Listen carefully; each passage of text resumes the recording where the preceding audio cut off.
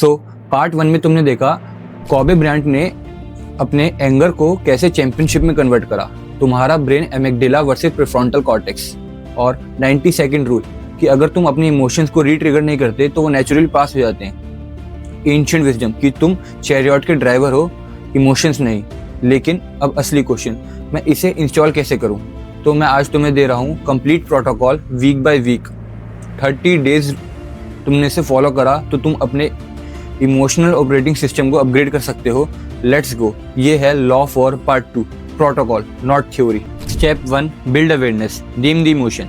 तो तुम्हें क्या करना है इसमें, पहले 30 दिन तक तुम्हें सिंपली जब भी तुम कोई स्ट्रॉन्ग इमोशन फील करो तो पॉज 3 सेकेंड, 3 सेकेंड के लिए पॉज लो, साइलेंटली या आउट लाउड उसे एक नाम दो, ठीक है? सिर्फ 1 वर्ड, जैसे जेलेसी, फियर और आपका shame, excitement, anything.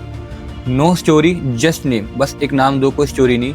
And research shows UCLA से कि तुम अगर अपने simply labelling the an emotion reduce amygdala activity, अगर तुम अपने इमोशन को एक नाम दे दोगे तो तुम्हारी एमिगडाला एक्टिविटी कम हो जाएगी। क्यों?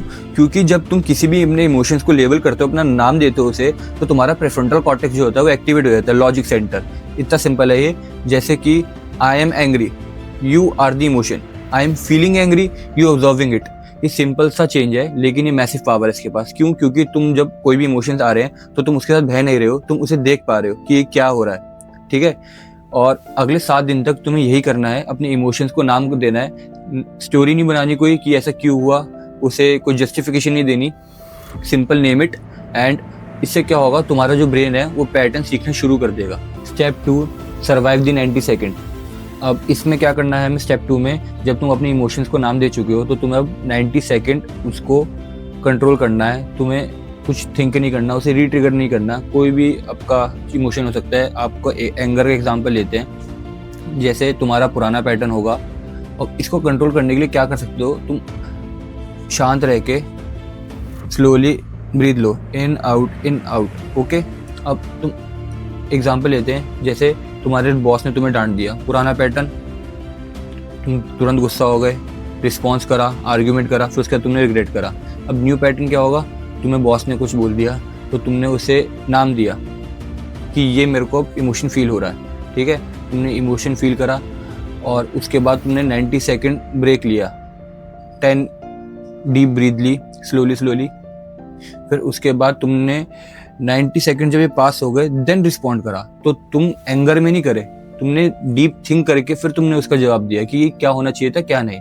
तुमने बेमतलब में अपने एंगर में, इमोशंस में बह के तुमने कुछ भी नहीं बोला। Step 3, reappraisal question. अब रीअप्रेजल क्वेश्चन में क्या होता है, जब तुमने अपने 90 सेकंड सर्वाइव कर लिए तो सिचुएशन कैसी भी हो सकती है। तो रीअप्रेजल क्वेश्चन में तुम्हें क्या करना है, तुम्हें अपने आप से एक क्वेश्चन पूछना है कि जैसे बॉस ने तुम्हें इंसल्ट करा तो तुम्हें क्यों इंसल्ट करा, ऐसी क्या दिक्कत थी। तुम्हें उसको बुरा नहीं मानना है, तुम्हें उसे समझना है कि बॉस क्या सोच रहे हैं, ठीक है? या जैसे किसी ने तुम्हें इंसल्ट करा तो इंसल्ट तुम्हें करा, तुम्हें एकदम गुस्सा आ जाएगा, तो तुम्हें गुस्सा नहीं करना, तुम्हें सोचना है उसने इंसल्ट क्यों करा, उसकी क्या इनसिक्योरिटी है। तो इस चीज़ से ना सब कुछ नज़रिए का है।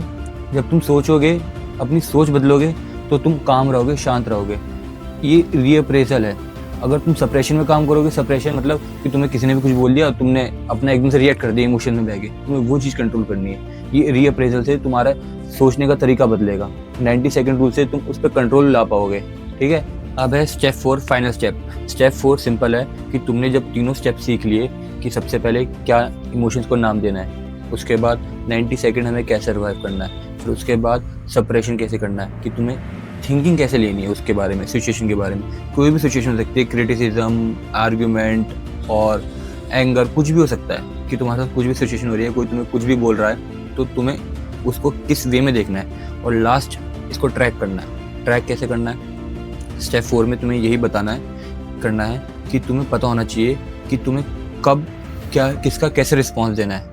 कि किसी ने तुम्हें क्रिटिसिज्म करा, तुम्हारा ओल्ड पैटर्न क्या होगा कि तुम उस पर उल्टा और भड़क गए, कुछ भी करा। न्यू पैटर्न क्या होगा, जब तुम तीनों स्टेप फॉलो करोगे तो उसके बाद तुम उसे कामली, मेंटली, शांति से, साइलेंटली उसे समझाओगे कि मुझे ऐसे बात नहीं करनी, मुझसे दूसरे तरीके से बात करो। कुछ भी हो सकता है, मतलब ये एग्जांपल दे रहा हूँ मैं। तो स्टेप 4 में तुम्हें ये करना है, तुम्हें अपने आप को पूरा ट्रैक करना है कि पहले तुम्हारा कैसे होता था, फिर से तुम्हारा कैसे, अब तुमने न्यू पैटर्न में कैसे क्या क्या करा। इससे तुम्हारा दिमाग ना अपने आप को बदलना चालू करेगा, क्योंकि जब तुम उसे ट्रैकिंग करोगे तो ट्रैकिंग दिमाग को जितना आप कंट्रोल कर पाओगे ना, कंट्रोल कैसे होगा, ट्रैकिंग से, कि आप पहले क्या करते थे अब क्या करते हो। तो तुम्हारा दिमाग तुम्हें समझेगा कि तुम क्या कर रहे हो, कि तुम नई चीज़ें बनाना कोशिश करो, तो तुम्हारा दिमाग उस हिसाब से चलना चालू करेगा। पुरानी चीज़ें धीरे धीरे करके छोड़ेगा, एकदम से नहीं, लेकिन जब तक तुम उसे ऑब्जर्व नहीं करोगे, ट्रैक नहीं करोगे, तब तक तुम्हारा दिमाग पुरानी चीज़ें नहीं छोड़ेगा। ठीक है, तो अब रिकैप करते हैं। स्टेप 1 में तुमने सीखा कि तुम अपने इमोशंस को एक नाम दोगे। स्टेप 2 कि survive the 90 second. Step 3 suppression question. और step 4 design the script. Design the script means simple कि अपने आप को ट्रैक करोगे कि आपको अब क्या करना है, कैसे इमोशन को कंट्रोल करना है, ये पूरी ट्रैकिंग, और इसे डिज़ाइन द स्क्रिप्ट कह देंगे हम।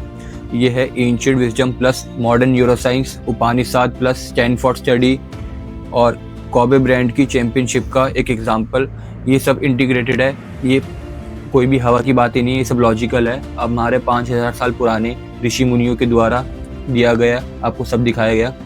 अगर आप सीरियस हैं तो आप कल से इसे फॉलो करेंगे, अगर आप सीरियस नहीं है तो आप इसे थ्योरी समझ के भूल जाएंगे और हमारा कुछ भी नहीं जाएगा। और जो भी सीरियस है, जो कल से अपने इमोशंस को नाम देगा, अभी नीचे कमेंट में जाओ और कमेंट करो कि आई एम रेडी। मैं 30 दिन बाद खुद पूछूंगा कि तुम्हारे चल लाइफ में क्या चेंज आया। Thank you.